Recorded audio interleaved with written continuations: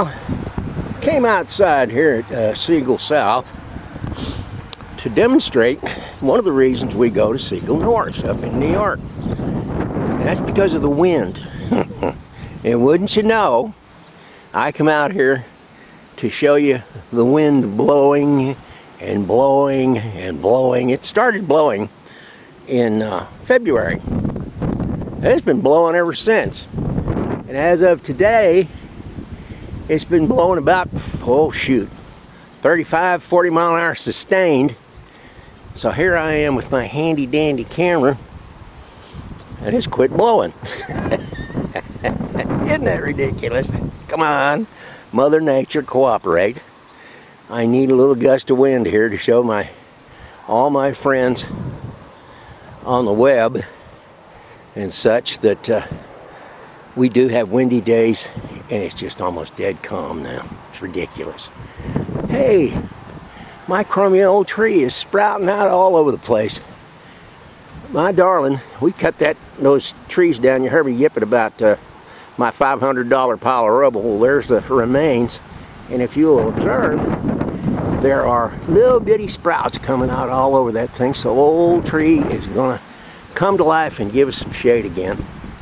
But I wish the wind would blow, because I've been bragging up there. Heard my darling up there, and she's pretty steady. Everything wired down, tied down. Here comes the wind. My round gizmo on top of the house. It must be blowing like crazy over there, because look at that. That thing is humming. That's going about 65 miles an hour. But it ain't doing nothing right here. It's dumb. So we'll walk around. Whoops, there we got a little gust. That tree's starting to wave in the breeze. Gentle breeze, you'd call that. A while ago, that thing was leaned over south to north like a hurricane. There we go. Now we're getting with it. Come on, boys and girls. Let's see a little activity here. Anyway, this has been going on for close to 90 days, and it is one of the reasons that we go to New York, because it doesn't quit. When this wind dies down, the temperature will go to about 125. And at that juncture, you don't want to be here.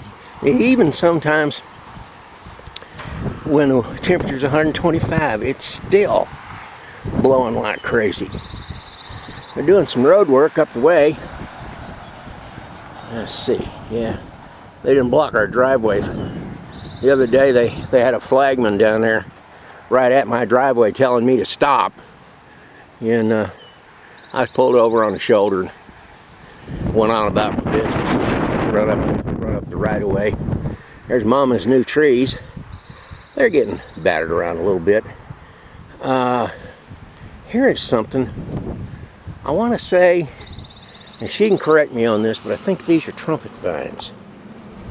And boy, those puppies have got blooms and blossoms. Let's see those little blossoms. I mean, there's going to be gillions of them. There's some more. I mean, it's going to be an impressive looking sucker. We're just kind of doing the rounds. Means I come out here to brag on how windy it is.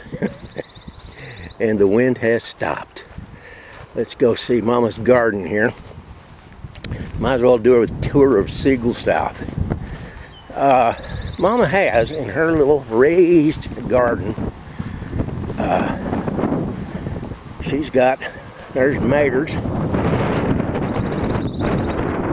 And she tells me she's going to have lots of maters. I guess that is commensurate with the number of blooms. Got another mater plant there. And once again, she tells me it's going to be a rip snorter. Another mater plant. I think that's also one. Now we've got greens. Friend, I got no idea. They just look like weeds to me. She's cutting them up and we're eating them. We had radishes. Boy, I mean, some of the finest radishes you ever ate.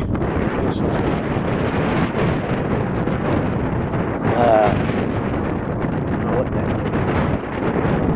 It's like some kind of serpentine. I don't know what it is. Your local bale of hay. Neighbor, got new neighbors over there.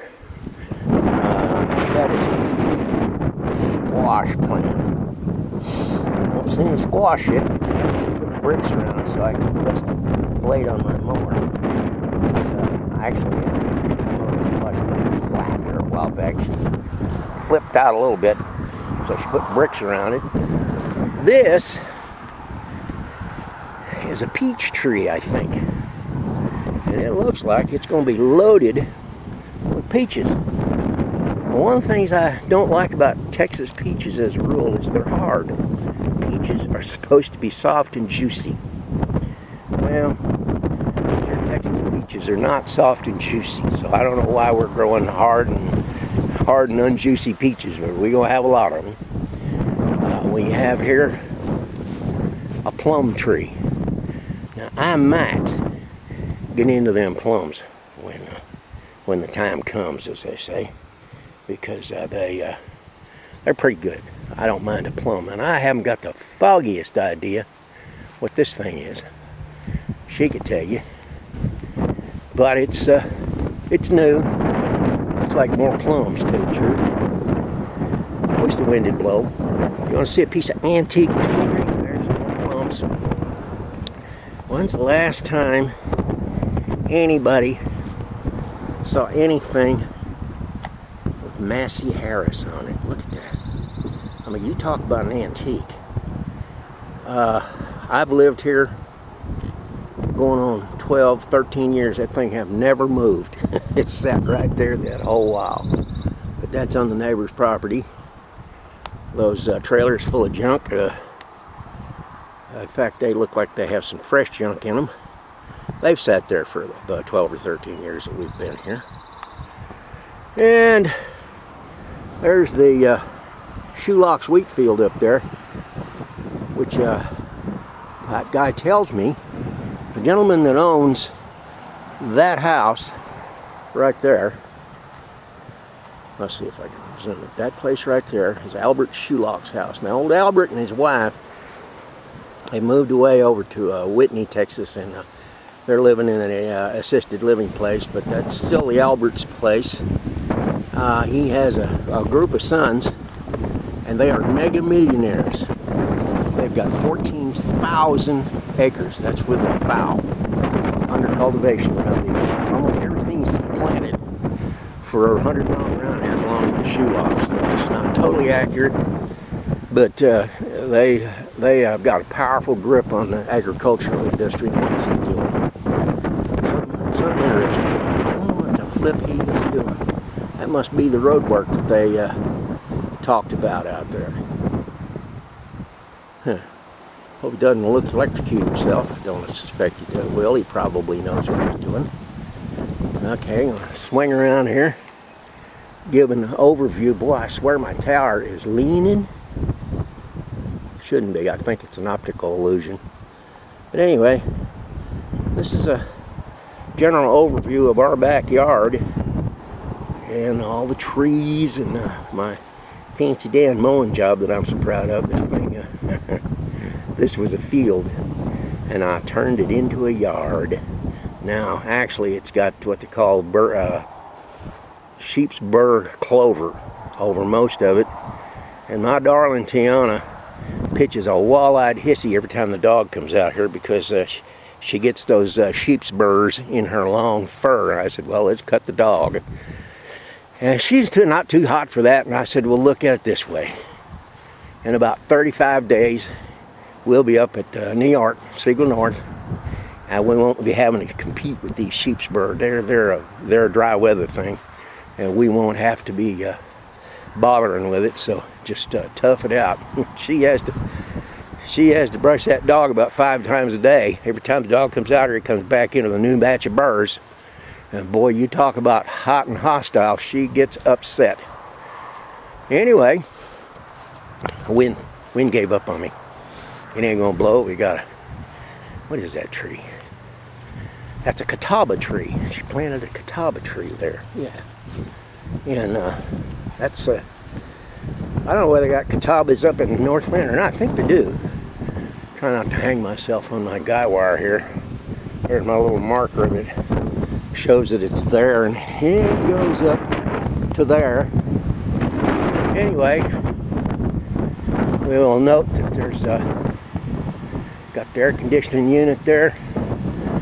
Anybody cares, that's where our septic tank is. I knew that would be high on everybody's agenda. Lateral lines running out. See that fresh grass? Seems to work. Kind of fills up sometimes we get wet weather. But anywho, I think that I've done enough. So we'll put this on Facebook and see if anybody's interested in the fact that I'm such a dimwit to go out and see the wind blowing and the wind stops. Talk to you later.